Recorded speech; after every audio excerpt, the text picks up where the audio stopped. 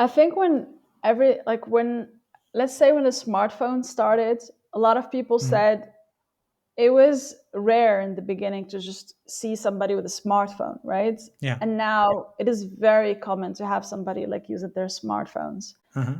I do believe that the AI scene, similar to this, is a new technology coming to the market. It was rare, but now it's brought up to the user. Now, a lot Yeah. of people that even haven't even had any course or any related information about tech are using it for certain needs. Mhm. And and because of that, now is the best time to get in AI. And I do believe because the scene has changed, I kind of have a hope and kind of prediction as well that it's going to be this talk about inclusivity. Mhm. It's going to be something where the fact that we're more diverse teams, more inclusive environments, going to be something normal to see in the future. But of course, it doesn't come without an action. It doesn't come No. from us hoping or wishing.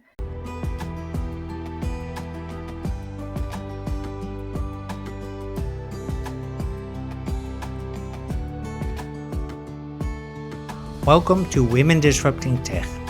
My name is Dirk Jan Upkes, and on this podcast I give the women who work in tech the platform they need to inspire and empower each other. Join me on a journey into the world of entrepreneurship, funding, biases and role models to discover the strategies for success in the tech industry. In other words, how women can disrupt tech. Are you ready to listen?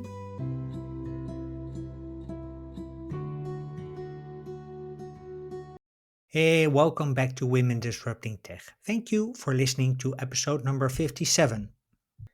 Is this the perfect time to enter AI as a woman? The answer to that question you will find in this episode as I speak to Wafa M'Ribah about how to build a career in AI as a woman. In episode 25, Wafa was one of the women on the panel about career advancement for women in tech. And during that panel discussion and subsequent discussions, I discovered that she has a huge power and drive to help other women with career advice. On top of that, I really admire Wafa as a person for her courage to take roads less traveled in terms of education, career, and life. And therefore, I figured she would make an amazing guest on this episode. Now, even though the episode that you're about to listen to is just under 40 minutes long, we cover a lot of ground. We discover why Wafa decided to go into AI, how she chose the help she needed to advance her career, and we learn why taking initiative to learn by yourself is crucial if you want to build a career in AI or elsewhere. Plus, we'll also discuss at length what the role of a male ally can and should be when it comes to helping women build a career in AI. In the end, what struck me in this episode is that Vafa really uses her curiosity as a superpower to discover new things while she still stays true to herself. So she really picks the topics and activities that work for her as a person. And in that sense, I consider her a great role model for women who are considering to switch into AI.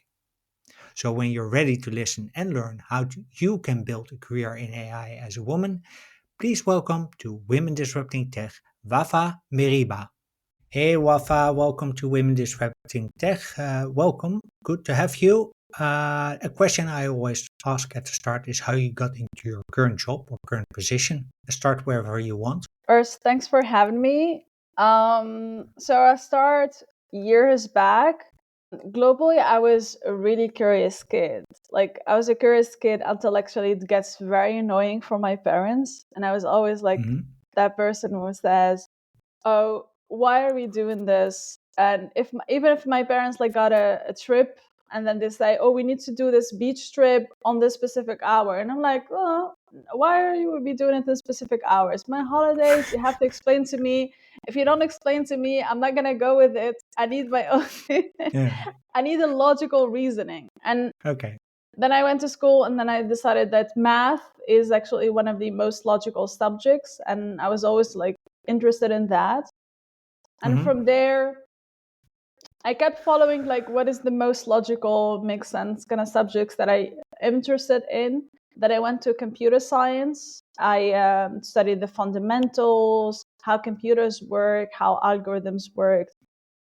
Mm-hmm. And fast forward 5 years, I had the choice like to either proceed with a master's in France near a part of my family, or in Tunisia near one other part of my family. And I Mm-hmm. decided like to go my own way and do masters in the Netherlands.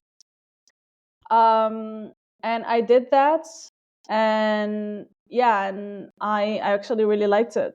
And I started like my thesis and published it as well, an international intelligent magazine. Mm-hmm.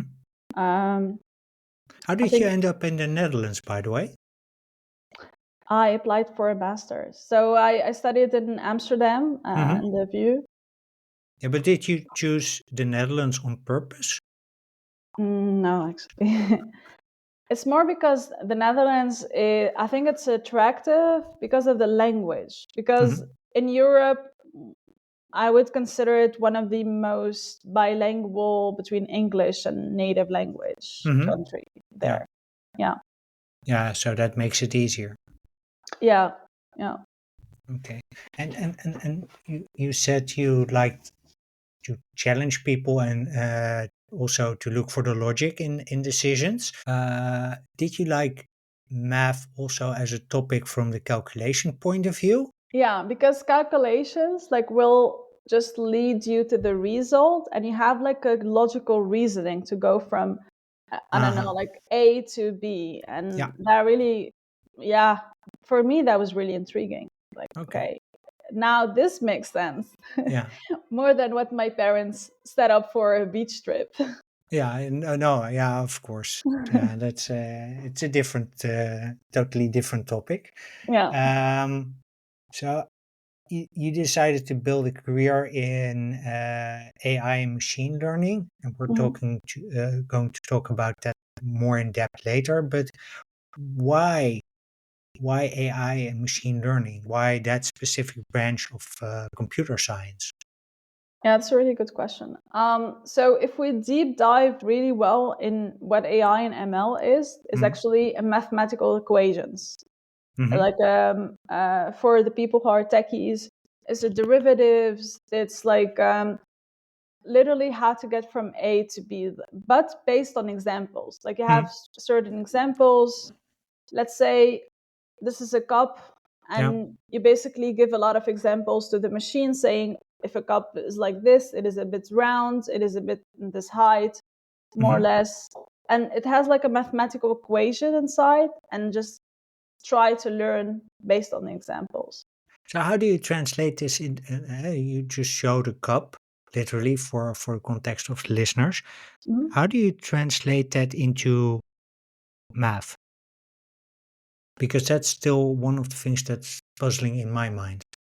Yeah. So um, let's say we are trying to build a Hmm. machine learning algorithm that when you give it an image, it Yeah, will predict is a cup.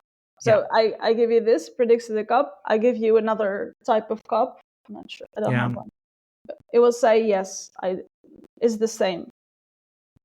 So first, the machine will try to figure out what makes these examples that the user gave me Uh-huh. similar, right? So for you as a human, how did you know this is a cup, Yeah, right? So how did you know? yeah. It's round. It has a, let's say, a handle.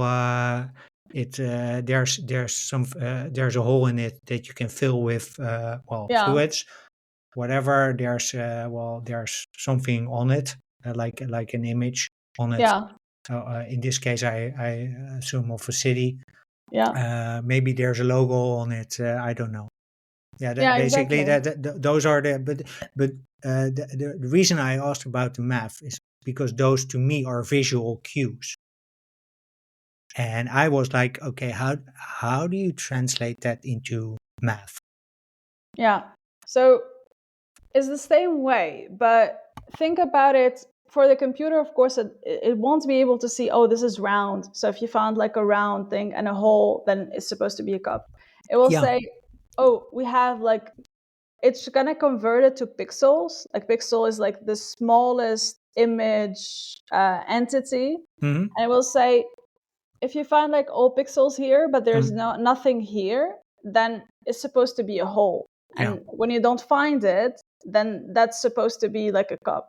And it will say, oh, I notice a similarity. There is always a round thing Mm-hmm. around the top. Yeah. And that's why whenever I see a round thing in any example, then I would assume that's a cup. Okay. So the translation goes through sort of through the pixels, and he recognizes the let's say the structure of the pixels and draws conclusions from that. Yeah. If we're talking about an image. Yeah. Okay. So, but going back to AI and machine learning, because we were actually got a bit of the away from the original question that I was wanted to ask is Mhm. why did you decide to build a career in AI and machine learning? Yeah, when I worked on the thesis, it's like Mm, how AI, like I worked on a machine learning mm, that can help, let's say, somebody instead of you, the same way that ChatGPT, for example, can like save you a lot of time. uh-huh, I seen this in my first thesis that I built during my master's. I'm like, uh-huh, oh, if I do this and I give multiple examples to this machine, it will mm, save me a lot of time. And I was yeah, like, yeah. And then I started searching for an internship, and that's how I started getting like the first foot in the door mm, for my career in AI. And then I just got worked on a project with a client there, and then mm, from there I got accepted for a job, and then in consultancy, and then from a consultancy to an asset management company, and from mm, there, and I remember working as a data scientist, working a little bit like more technical. yeah, And I remember I was working on a project, and at the same time, I was doing some things beyond my responsibility. mm, Like I was talking with the customers, I would try to validate the solution with the customer. And I mm, remember one of the senior leaders said, oh, she would be a really good fit for this AI product manager role that we have for the company. uh-huh, And yeah, and they hired me for it. So I moved within the same company.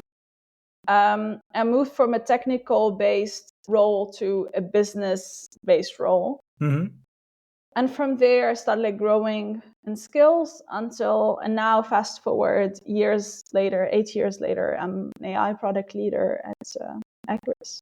yeah.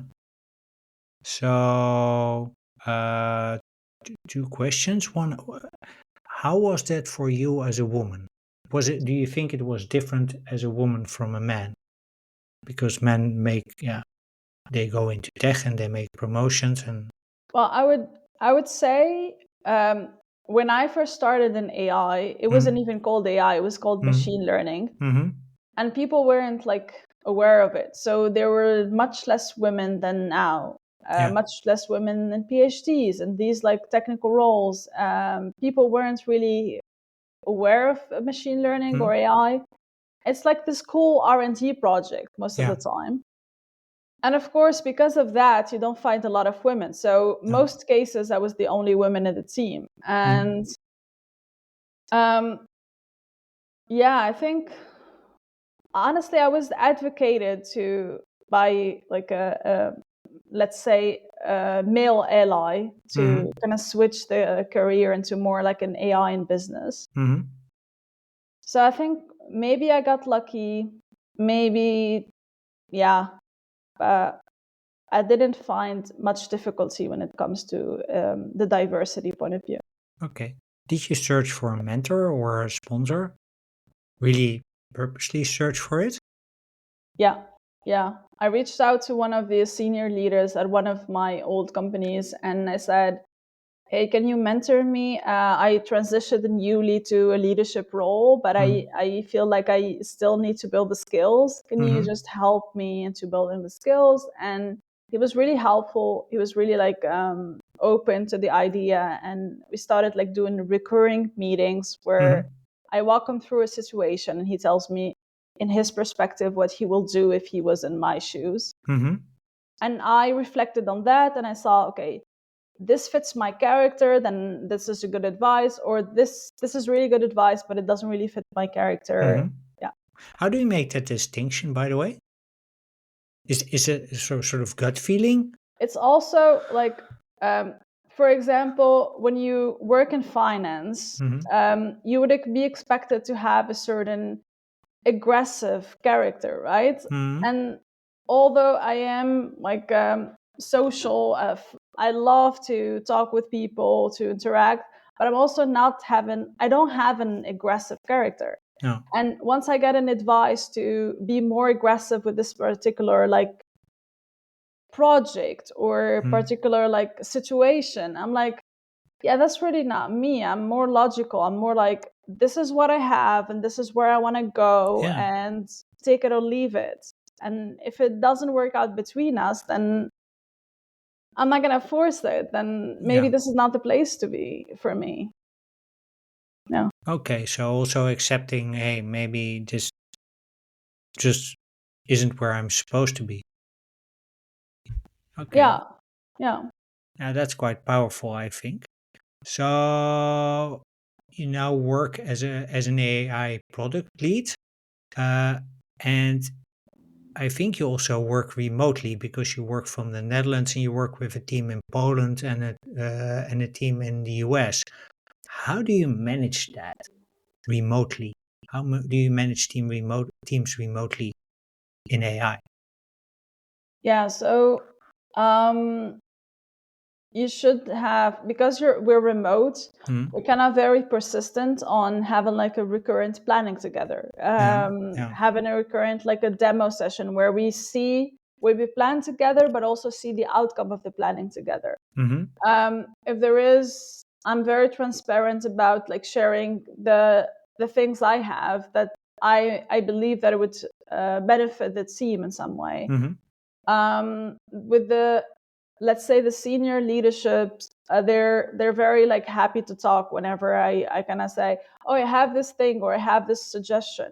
mm-hmm, In my current role, actually I was very supported to start like this new project in generative AI, and mm, um, so their willingness to just jump on any call whenever needed, and both of us compromising kind of on the time zones, yeah, but also being like sharp on like having recurrent communication and not like just meet once every week, but like this is where we plan and this is where we show what we planned mm-hmm, and how it is impacting.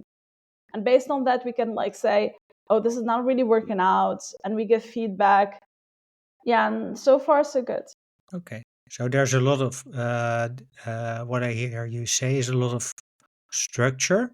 So really purposely Yeah, having meetings at a specific point in time on yeah, the day about a specific topic and only that scope, then I assume, yeah. and also being transparent about what you deliver. How do you encourage transparency? Because, yeah, you're only seeing each other on the screen, right? Yeah, both sides ask a lot of questions. Mm-hmm. We're not like shy to ask, oh, but sometimes we join in demos and we're like, but how did you go this? Or why did you start with this? Even Mm-hmm. like 2 weeks ago, I remember in a demo session, I was like, yeah, so this is what we should be doing, Mm-hmm. but why did you go with this first step and not another first step? Because it doesn't seem like it will get us faster to what we want to go. Mm-hmm. And they explain the rationale because of this and this and this and this, and they have good reasoning. Uh-huh. Yeah, so asking questions, I would say, asking questions and doing our own research. Yeah, so that's the I guess the third element, really asking question and being Yeah, open to that it things can be done in a different way or yeah, maybe in a different order. I want to shift a bit in terms of topic because you've built quite an career in AI. Um, And I was wondering if you believe that AI is a gateway for women into tech. So we talked about it briefly before we started the podcast. I think AI is growing right now. Uh-huh. I don't think there's somebody or I crossed somebody who didn't hear about ChatGPT yet. Like I went to a doctor last time and she was like, the nurse there told me, oh, I use ChatGPT for writing wedding speeches right now. And I'm like, huh. Um, Uh-huh. so, of course, because it's booming, companies are seeking talents, like having a lot of hires, promotions when it comes to AI. Mm-hmm. But companies nowadays, actually, they're very much encouraging and seeking diverse talents Mm-hmm. because I think I read it on McKinsey or Forbes. I'm not sure if you have read it, have read something, TJ. It's like they did a statistic about what is the impact of having a diverse team versus a non-diverse team, and they Yeah. noticed like a 25% increase in value or something. Yeah. Do 25% better financial performance, I think it is, and a similar percentage in terms of productivity, and the yeah, benefits are just about everywhere. So that's basically has been my business case for doing it. The facts are screaming in your literally screaming at us that we need yeah, diversity. yeah. So yeah, and that statistics companies are realizing and like they're waking up to the idea, okay, now we need like a seeking talent, and since they are Mhm. already hiring an AI, so it makes sense that the talent they're seeking would be AI specialists, AI Yeah. professionals. Hmm. And so this is like a perfect timing to get into AI as a woman. Okay. But and does it take special traits like characteristics, or yeah, of course you have to. Yeah, maybe you don't even need to have an education on in AI. Yeah, yeah, but I've actually had a lot of people in my circle when I go to Mhm. networking conferences or so. They would say, I was working as a physicist and now I work in AI. I was working as a marketing and now I work in AI or sales. And they always tell me, yeah, we did Mhm. a lot. We kind of did the transition because AI now it's booming and we build up the skills. Yeah. I can elaborate what building up the skills mean for them. Yeah. So what does it mean? Yeah, Like what? so yeah, I would say going like attending courses and Mm. taking initiative to learn by yourself, but also leveraging LinkedIn. I've Mhm. noticed I know a guy in sales and he did the transition recently and he did the course about AI, but also always posting about it, always posting what he learned about the course. Mhm. And then he got approached through LinkedIn by a recruiter saying, oh, I've seen you have a very interest in AI and you're going to build it up the knowledge. Do you want to, we have like this specific client. Do you want to like talk? And it worked out for him. Mhm. So yeah, so also seek diverse communities. There's a lot right now. I'm one of the, in one of them, Women in AI, where we Mhm. have like a mentorship programs and you can meet people that will, let's say, open the door for you or facilitate Uh-huh. your entry to AI. So let's suppose that one of the women who is listening is now considering a career in AI. What would be your the three most important things you would recommend, or that you want them to know? So ideally, of course, again, building up the skills. Yeah. So if I'm a company and realistically, it's very, very hard for me to hire if you don't have at least basic skills in the domain. Mm-hmm. Um, Otherwise, I will have to start training a new employee from scratch. And it would also be a little bit, even for yourself. I mean, if I join a team where I don't know anything about the tech or I don't know anything about AI and I get into AI role, I'm going to feel discouraged because I feel that a lot of people are doing a lot with it, but I just got hired and I don't know Yeah. anything.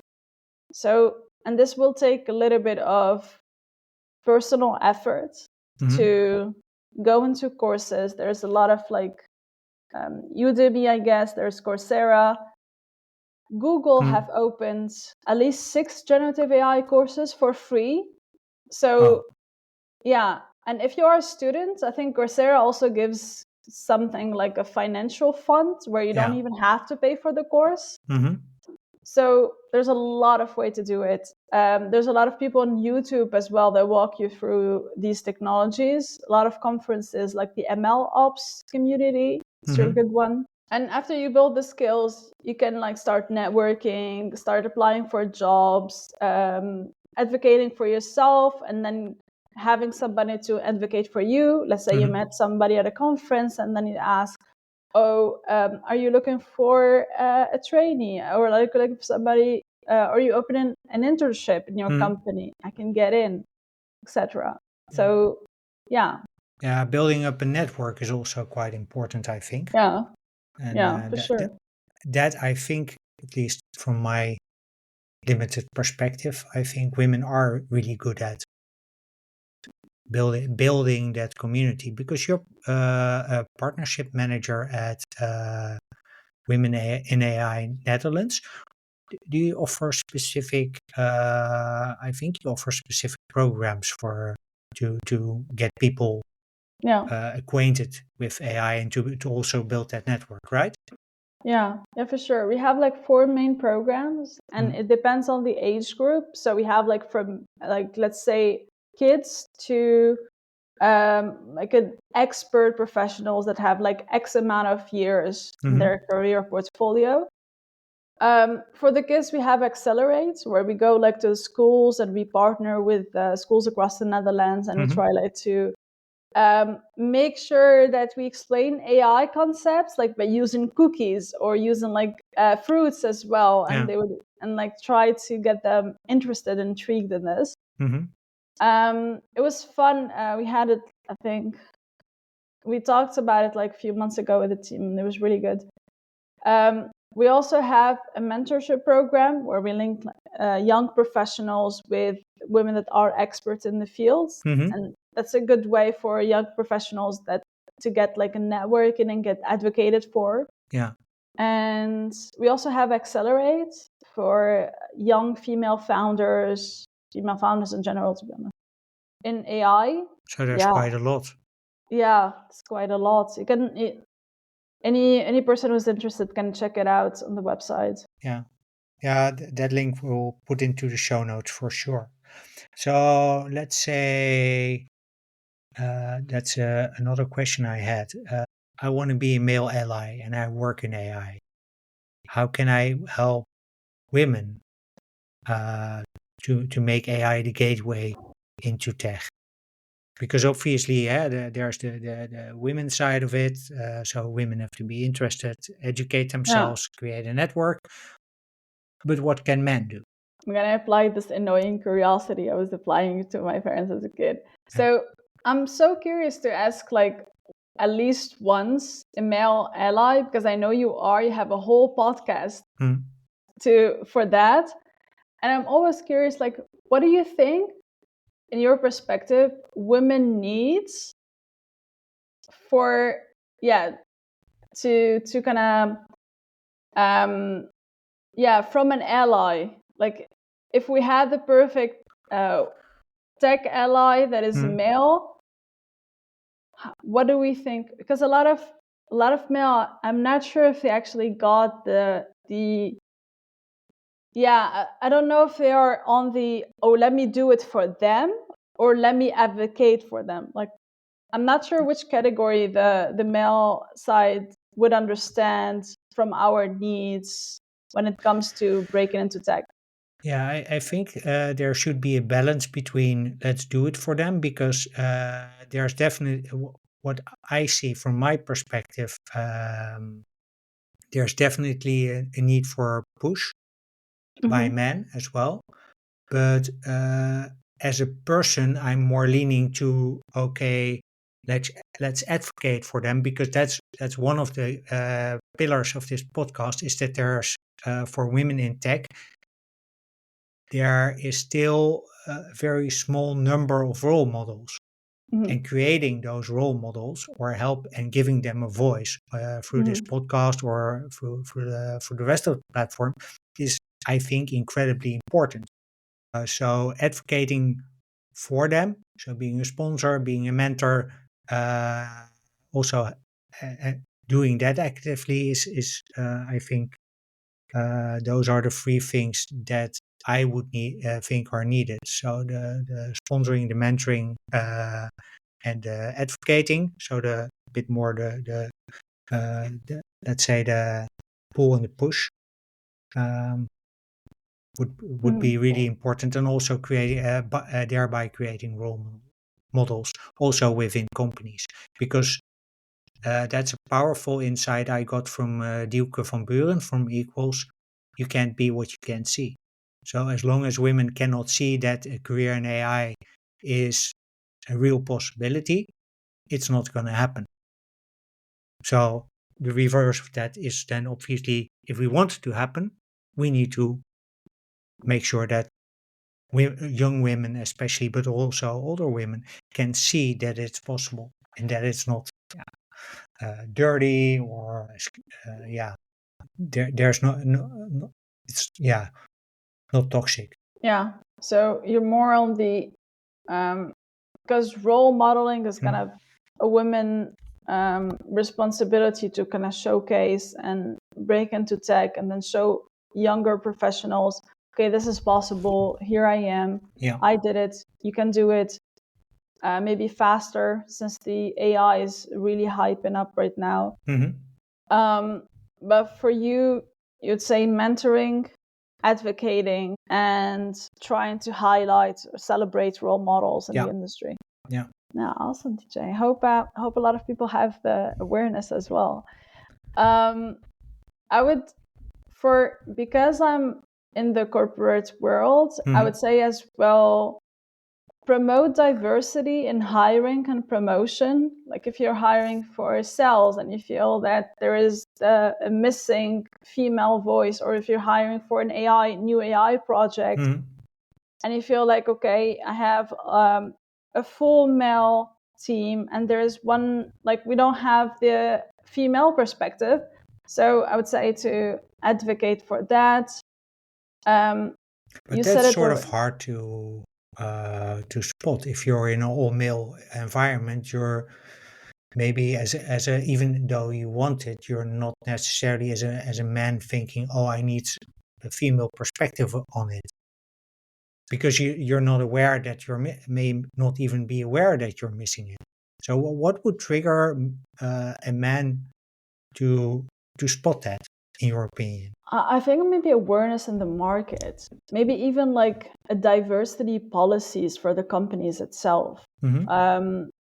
If the company have, let's say, inclusive policies that, okay, if you have like a team or this, we have like a 90% male, then something is alarming. We only have 10 women in the whole company, and we should gonna actively try and intentionally to bridge that gap.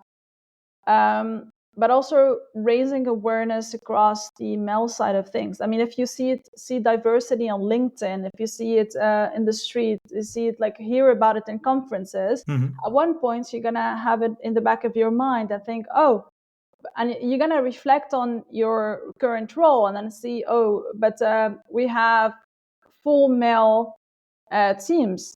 So so I think spreading the word would definitely benefit, but also making sure that you have written policies right there in the company. Is it also in meetings, let's say, if everyone always agrees, that should be a red flag? I'd say it depends, because some things are, let's say, logical, but logical for everybody. No. But a red flag is to mean, hey, this is where we need to start paying attention, rather than it's wrong. It depends on the cause.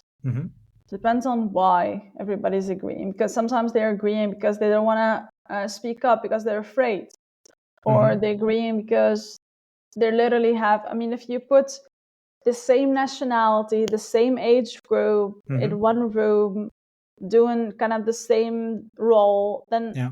they're going to have a lot of similarities, and probably they're going to agree with each other if they just meet in a meeting. Yeah. But So could that be a trigger to Mhm. start thinking like, hey, well, maybe we are missing a perspective here. I would say if it's a pattern, but Yeah. if it's like a one-time thing No, and no, they no. happen to, Uh, yeah, there's all we all know the meetings where someone brings on just a good idea, and it's a good yeah, idea and you have to execute on it. That's fine. I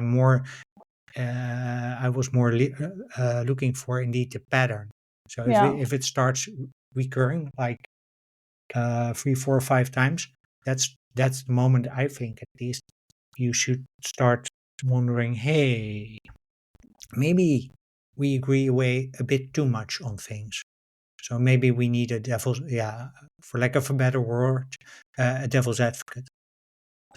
yeah. I've noticed also in general, right? I have in my circle female founders, and they Mhm. sometimes there's one case where three co-founders, they're very similar in Mm, mindset. There are three of them women. It could happen mm, the other way around. That's what yeah. I'm trying to highlight.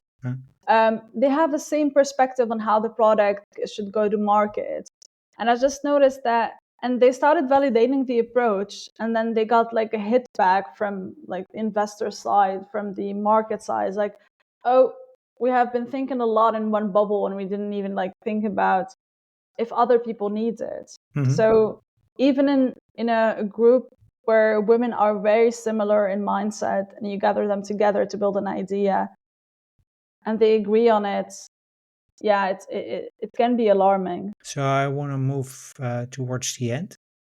Really enjoyed the conversation so far. I have this arrangement with Jacqueline van den Ende. She's the one of the co-founders of Carbon Equity, also a startup, by the way.